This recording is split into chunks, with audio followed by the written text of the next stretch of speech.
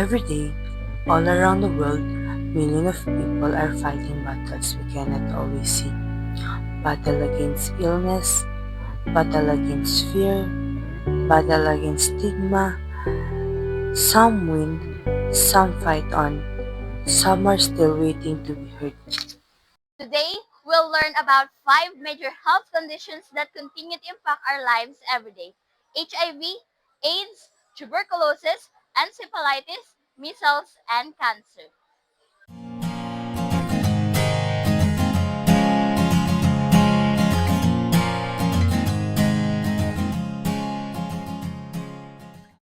HIV or human immunodeficiency virus is a virus that attacks the body's immune system, specifically the white blood cells or the CD4 cells. HIV can lead to AIDS, or also known as acquired immunodeficiency syndrome. It's spread through unprotected sex, sharing needles, and breastfeeding from mother to child. The HIV or AIDS epidemic began in the early 1980s. Fear and misinformation is spread faster than the virus itself. Thousands lost their lives while the world struggled to understand the disease. But here's the truth. With antiretroviral therapy, people with HIV can live long and have healthy lives. HIV is not a curse, it is a virus. It can be managed and most importantly, it can be prevented. Getting tested is the first step. Practicing safe sex, using clean syringes, and supporting prevention programs save lives. But ending HIV starts with ending the stigma. Judgment and fear only delay treatment and destroy lives. It hides in plain sight, in crowded neighborhood, in rural villages, even at the city of full of light. Tuberculosis is a disease as old as time, but still very present. Tuberculosis is a bacterium called the Mycobacterium tuberculosis. It can be latent or active. Tuberculosis has been a humanity for thousands of years. In ancient time, it was known as consumption, a slow-wasting illness. By the 19th century, it became the leading causes of death worldwide. Treatment involved a strict regimen of antibiotic taken daily for 6 to 9 months. Even if you start to feel better, you must need to complete the full treatment. Sadly, stigma still surrounds tuberculosis, especially in a crowded and low-income communities. But some people with tuberculosis need support, not judgment. It's time to save life. Do your part. If you're anyone to know these symptoms, get tested immediately. TB is curable. Checkup is free. Get tested right away. And TB now. It starts with a fever, a headache, a little confusion. But within hours, a life can be changed forever. This is encephalitis, a hidden threat affecting the brain and the lives of thousands worldwide. Encephalitis is the inflammation of the brain. Often caused by infections, especially viruses, it can strike anyone at any time. From infants to the elderly, no one is immune. Each year, thousands of cases are reported globally. Many go undiagnosed or untreated until it's too late. The most common cause is viral infection. Herpes simplex virus is among the deadliest, but many others including mosquito-borne viruses like Japanese encephalitis and West Nile can also be culprits. Less commonly, encephalitis can be caused by bacteria, fungi, or even an overactive immune system, a condition known as autoimmune encephalitis. Antiviral drugs like acyclovir are used for herpes-based cases. In autoimmune encephalitis, doctors may use steroids or immunoglobulins to reduce brain inflammation. The best protection is prevention. Early action, strong support, and better awareness can save lives. A word that strikes fear into every heart because we all know someone who's faced it or someone who didn't make it. But cancer is not a one disease. It's many. It's breast, lungs, prostate, colon, and blood. Each one a different battlefield. Each one a different fight. It happens when cells grow uncontrollably and spread to other parts of the body.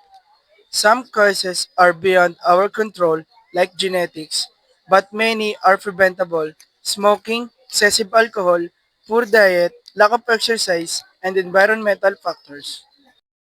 The symptoms depends on the type of cancer, but may include lumps, unusual bleeding, chronic pain, fatigue, and sudden weight loss. When I found out that I had cancer, I was so shocked. I don't know what to do, and I don't know what will happen to me. I am hopeless. I was scared, and I cried. I cried a lot. Yes, I cried a lot. The most difficult was during my first week after my radiation, because I experienced tremendous wound because of the radiation. That's all. And I did not encounter too much pain. Yes. Perspective in life is, if God will get you, no matter how hard it is, if you believe in Him, nothing is impossible. Because God is the center of my battle. I surrender my life, my agony to Him. Because if we're not going to accept the reality, it is hard to compare it. So that's it. The God is my center of my battle. Okay. For the advice, actually I have colleague who suffer what I had now. So I advise her not to be hopeless.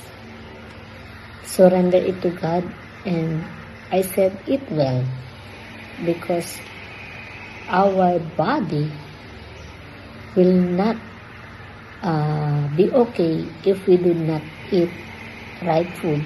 Because as a patient, cancer patient, we need to consider the kind of food that we are going to eat.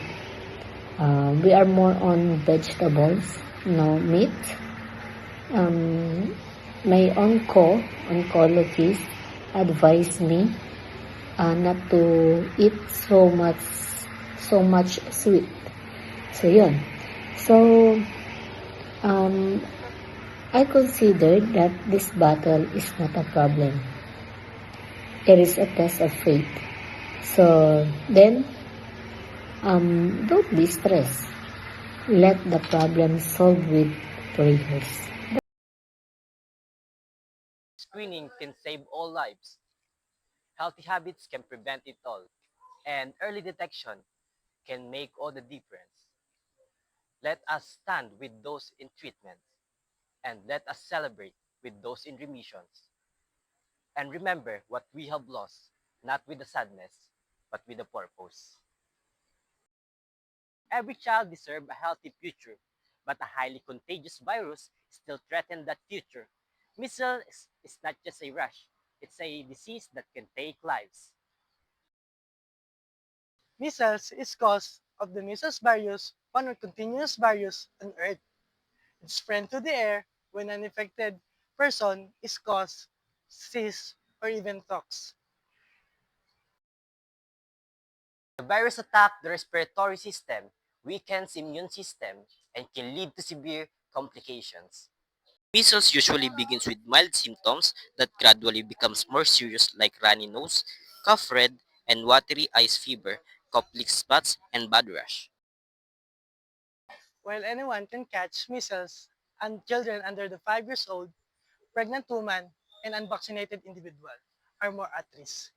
In communities, access to vaccine is low, outbreak can be devastating.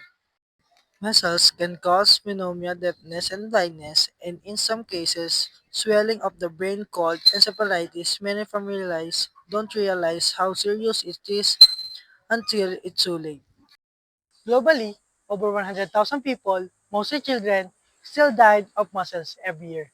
These deaths are preventable.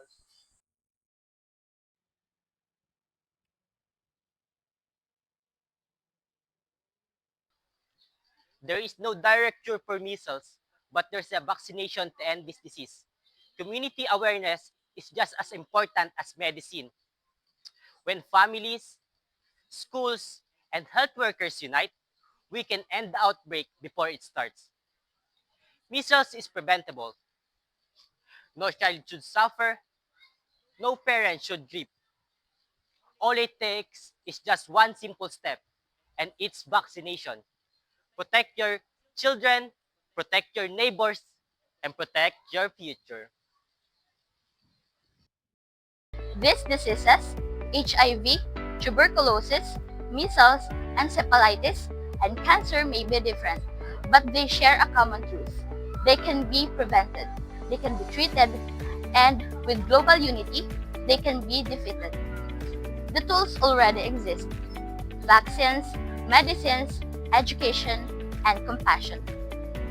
But these tools are useless without action. It's not just about the doctors or governments. It's all about us. Choose health, share facts, support health programs, encourage loved ones to get screened, speak up, and step up. The world we want, free from preventable suffering, is within reach. But we must walk together. Every step you take for help, every hand extended in kindness, every word you speak against stigma, it matters. A healthier world begins within informed, empowered people. Let's stand together for health, for hope, and for life.